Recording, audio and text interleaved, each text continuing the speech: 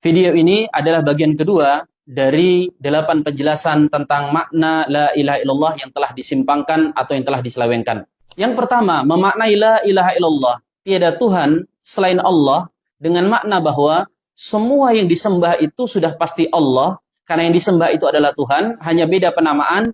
Ini adalah bentuk kesesatan yang sangat nyata. Ucapan semisal ini, tiadalah kambing kecuali dia hewan. Artinya, semua kambing ini adalah hewan, sebagai makna tiada Tuhan yang disembah oleh agama manapun, kecuali dia adalah Allah, adalah benar-benar kesesatan yang bahkan tidak diajarkan oleh aliran sesat sekalipun. Tidak ada satupun madrasah atau madhab akidah dalam ruang lingkup ahlu sunnah wal jamaah yang berpendapat seperti ini. Dan bahkan firqah menyimpang sekalipun, tidak ada satupun yang secara resmi pendapatnya seperti ini.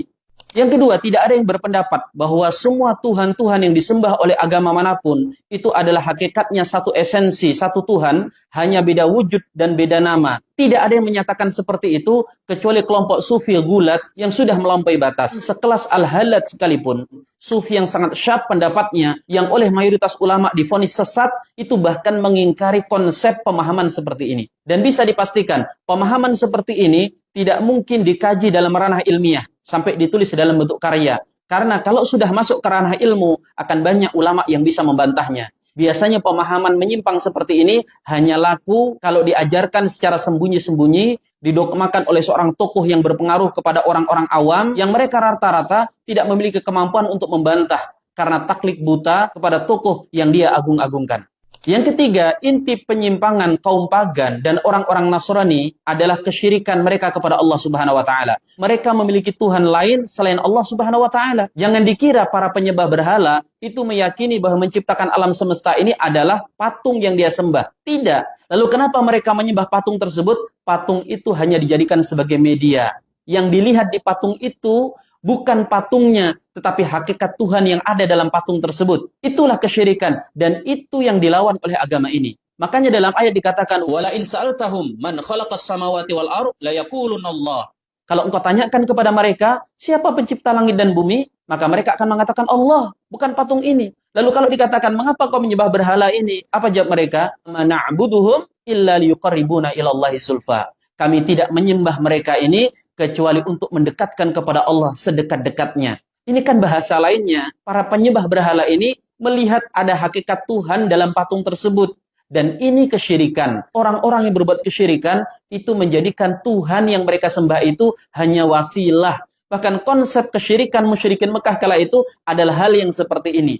Tidak ada musyrikin Mekah yang meyakini bahwa pencipta langit dan bumi itu adalah patung atau batu-batu yang mereka sembah. Yang keempat, tentang makna la ilaha illallah, telah dijelaskan oleh para ulama secara gamblang dalam kitab-kitab akidahnya. Yaitu makna kalimat ini, la ma'budun bihaqqin illallah. Tidak ada yang berhak untuk disembah kecuali Allah Ta'ala semata. Artinya, ketika seseorang menyembah atau mengibadahi selain Allah, sesembahan itu tidak berhak untuk disembah. Tidak berhak untuk diibadahi. Bagaimana mungkin dia diibadahi? Sedangkan dia adalah makhluk yang diciptakan, bukan sang pencipta. Maka konsep la ilaha illallah itu penafian, meniadakan bahwa semua Tuhan-Tuhan yang ada itu bukanlah Tuhan. Dia tidak berhak disembah. Tuhan yang sebenarnya dan berhak untuk disembah adalah Allah Ta'ala semata. Sesederhana itu konsepnya. Dan tidak ada perbedaan pendapat dalam penjelasan makna la ilaha illallah ini. Ulama hanya berbeda dalam masalah perincian atau penekanan-penekanan kalimatnya. Yang kelima, makna la ilaha illallah itu begitu terang, sederhana, dan akan bisa dipahami oleh siapapun yang fitrahnya bersih dan akalnya sehat.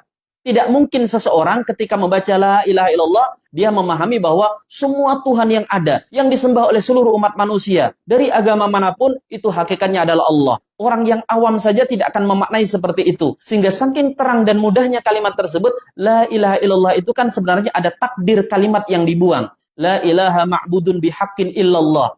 Tidak ada Tuhan yang berhak disembah kecuali Allah. Karena kalimatnya begitu terang, maka kalimat tambahan la ma'budun bihaqqin itu dibuang. Seterang misalnya kalimat begini. Seorang kiai mengatakan kepada muridnya, tidak ada yang boleh liburan kecuali yang sudah menyelesaikan tugas hafalan. Takdir kalimatnya, tidak ada yang berhak untuk pergi liburan kecuali yang sudah selesai tugas hafalan.